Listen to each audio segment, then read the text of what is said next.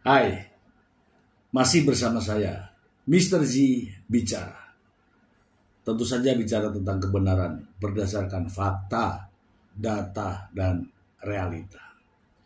Teman-teman, selain perkara pidana yang sedang dijalani oleh Nikita Mirzani terkait dengan kasus pemerasan yang ditangani oleh Polda Metro Jaya yang kini sudah dilimpahkan ke kejaksaan dan tidak lama lagi juga akan sidang di Pengadilan Negeri Jakarta Selatan.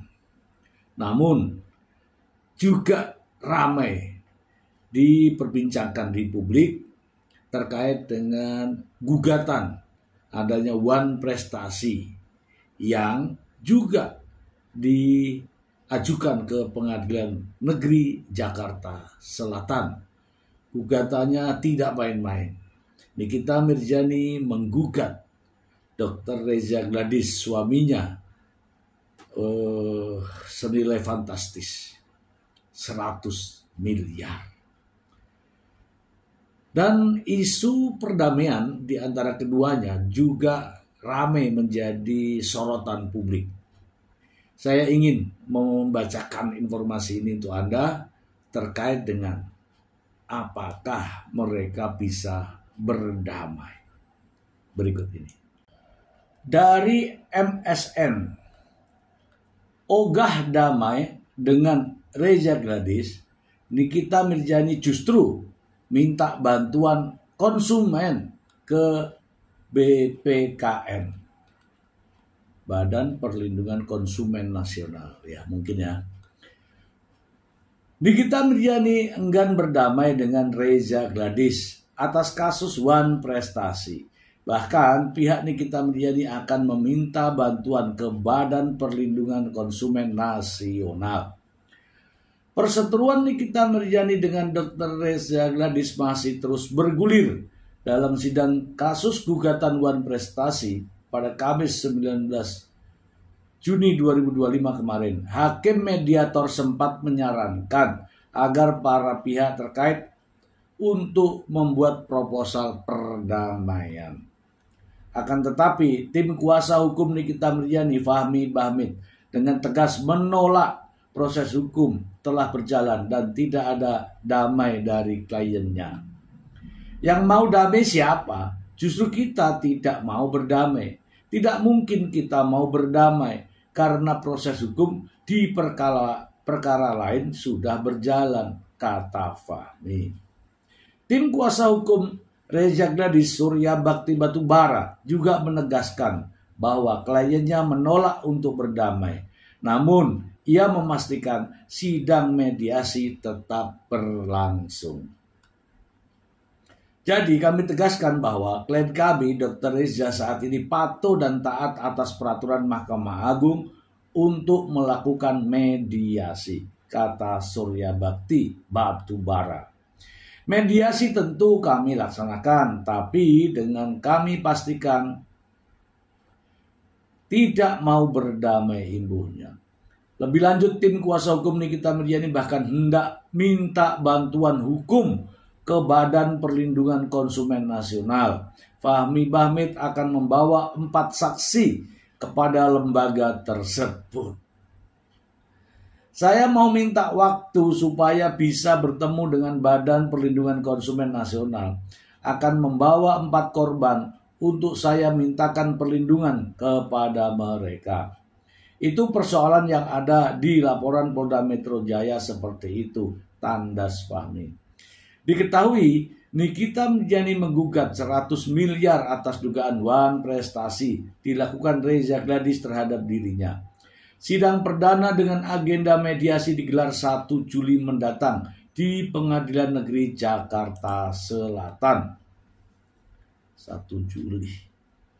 Sebagai informasi, perseteruan Nikita Mirzani dan Reza Gladys bermula ketika Reza menghubungi asisten Nikita Mirzani, Ismail, untuk menyelesaikan konflik terkait pernyataan Nikita yang dianggap mencemarkan nama baik produk Reza.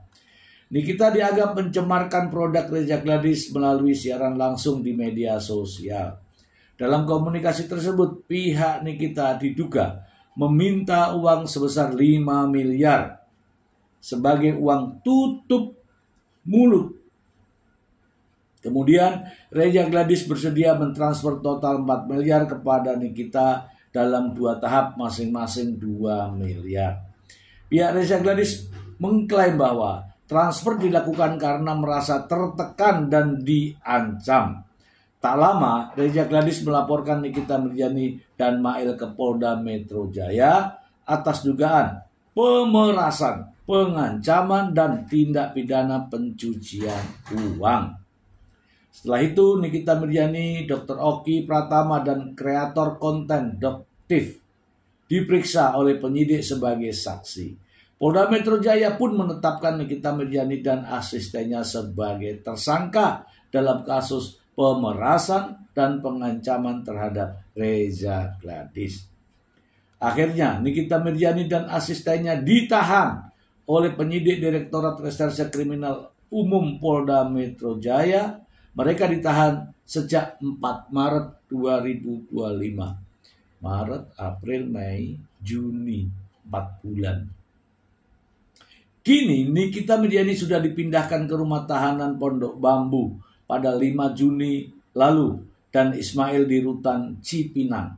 Mereka ditahan selama 20 hari sambil menunggu jadwal persidangan disiapkan oleh Kejaksaan Negeri Jakarta Selatan.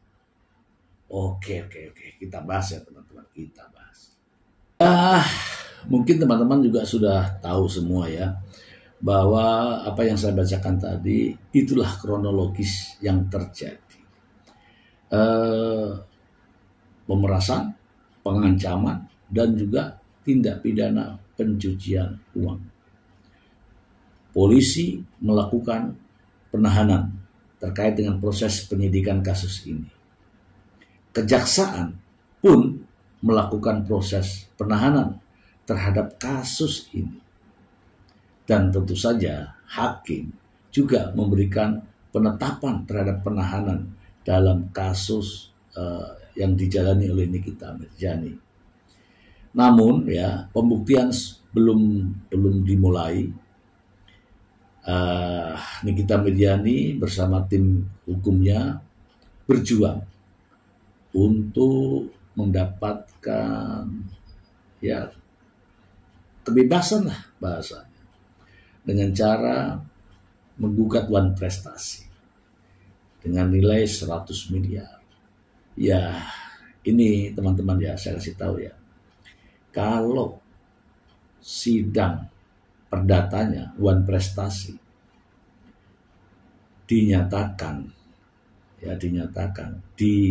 diterima, otomatis sidang pidana tidak perlu. Kenapa? Karena perkaranya dinyatakan sebagai perkara perdata. Iya kan? Kalau perkara perdata, sidangnya ya sidang perdata. Ya, termasuk Wan Prestasi ini. Sehingga perkara pidananya harus dikesampingkan. Ini adalah upaya. Tetapi kalau nanti hakim memutuskan bahwa karena perkara ini adalah perkara pidana, maka Hakim Pengadilan Negeri Jakarta Selatan terkait penanganan kasus perdata tidak bisa menangani kasusnya. Oke, itu ya teman-teman. Ini adalah menurut saya ya salah satu upaya. Ketika dinyatakan sebagai perkara perdata, maka perkara pidana secara otomatis tidak bisa jalan. Kenapa? Ya nggak bisa, perkaranya perdata kok dibawa ke ranah pidana. Tetapi kalau perkara perdatanya ditolak, maka perkara pidananya jalan. Oke, kita lanjut lagi ya. Saya masih ada satu buah informasi berikut ini. Ada yang menarik ya dari pengacara senior ini ya. Dari Diolipa Zumara. Ya, kita tanggapi ya. Diolipa Zumara tanggapi soal Reza Gladys dan Nikita Mirzani yang tak mau berdamai. Praktisi hukum Diolipa Yumara menanggapi soal Reza Gladys dan Nikita Mirzani yang tak mau berdamai. Hubungan Reza Gladys dan Nikita Mirzani masih memanas buntut adanya kasus dugaan pemerasan dan gugatan Wan Prestasi. Bahkan keduanya kini sama-sama tak mau berdamai dan ingin terus melanjutkan proses hukum. Diolipa mengatakan keputusan tersebut merupakan hak dari Reza dan Nikita. Menurutnya, keduanya kini ingin kasus tersebut bisa segera disidangkan. Jadi ya itu haknya dia. Mau nggak ada mediasi, ya udah selesai. Berarti mediasi tutup, tinggal masuk ke sidang. Sementara pihak Nikita juga sudah menegaskan bahwa mustahil untuk berdamai. Terkait hal itu, Diolipa menyinggung soal gugatan yang diajukan Nikita Mirzani. Dalam gugatan Wan Prestasi, Nikita menuntut 100 miliar kepada Reza. Ya memang mustahil, soalnya gugatannya kegedean. Kalau gugatannya cuma 100 juta, sudahlah kita berdamai saja, gak berisik. Tapi kan ini 100 miliar, terang Diolipa. Namun Diolipa kini tak paham pasti mengenai tujuan gugatannya diajukan sang artis. Ia pun mewajarkan adanya kontra atas nilai gugatan tersebut. Kan kita nggak tahu maksud dan tujuan gugatannya seperti apa. Tapi gugatan 100 miliar bisa dibilang nggak masuk akal. Boleh juga dibilang masuk akal. Masuk akal ya kalau penggugat yang ngomong. Kalau tergugat yang ngomong kan ya nggak masuk akal. Gugatan 100 miliar Nikita Mirzani dinilai terlalu kecil. Sebelumnya, pihak Reza Gladys memberikan komentarnya tentang nilai gugatan 100 miliar yang dianggap terlalu kecil. Melalui kuasa hukumnya, Robert menyinggung perkara dugaan pemerasan dilakukan Nikita Mirzani yang kini sudah P21 dan dilakukan penahanan. Menurutnya, kasus tersebut tak berdampak pada gugatan yang diajukan Nikita Mirzani terhadap Reza Gladys atas Wan Prestasi. Dinilai kecil ya masalah 100 miliar ini kasus P21.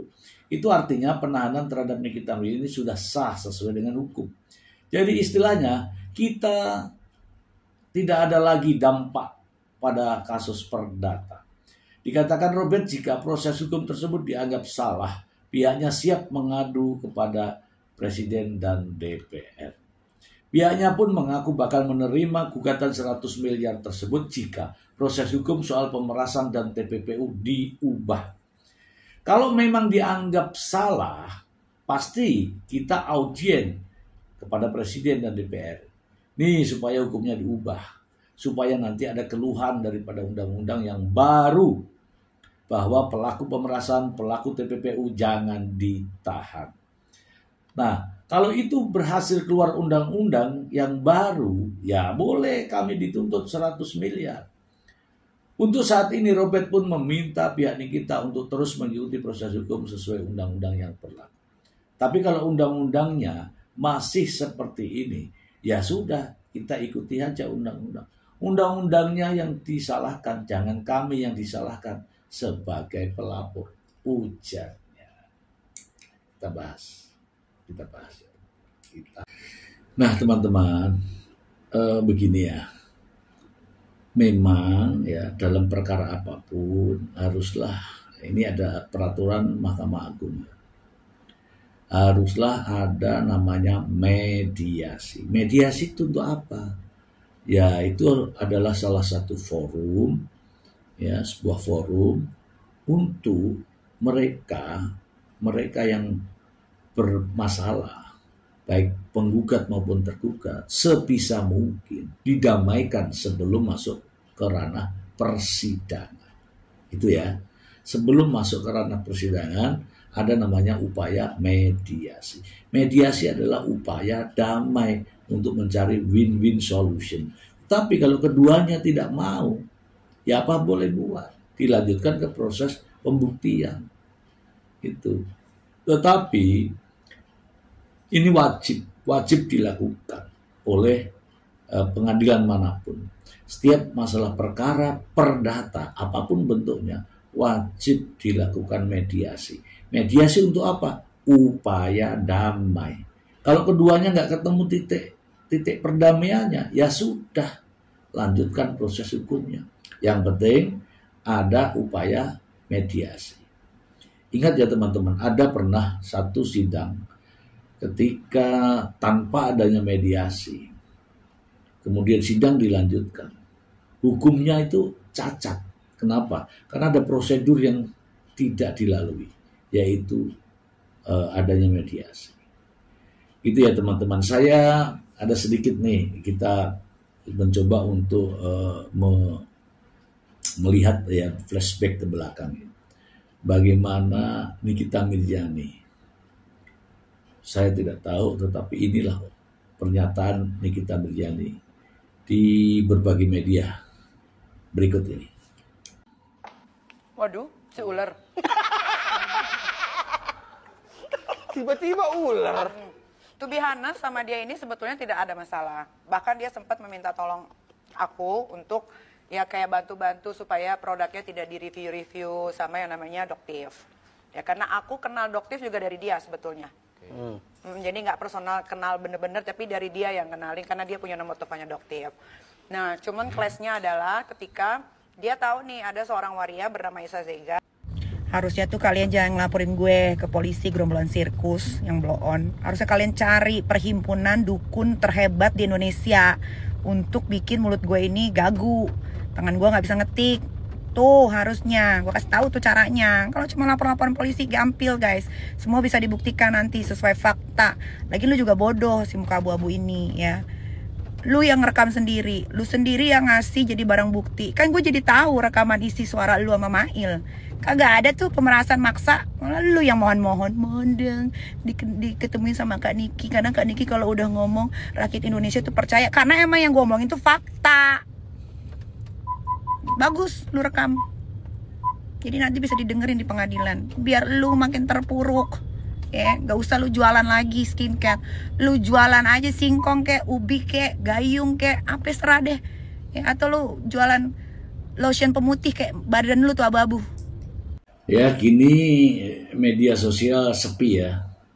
Sepi dan mungkin tidak seramai ketika Nikita Mirzani ada di media sosial. Ya ada banyak yang menjadi persoalan terkait dengan skincare. Saya ingat ya ada namanya Mira Hayati kalau nggak salah di Makassar. Itu juga masalah skincare dan pernah bersinggungan dengan Nikita Mirzani. Saya nggak tahu bagaimana ceritanya. Kemudian ada Dr. Richard Lee ya, juga pernah. Dan ini ada Dr. Reza Gladys. Ini yang nampak ya, yang nampak. Yang tidak nampak mungkin juga ada ya. Intinya adalah masalah ini sudah kerana hukum dan kita tunggu proses persidangan. Apakah Nikita Mirzani terbukti atau Nikita Mirzani dibebaskan? Semoga bermanfaat. Terima kasih.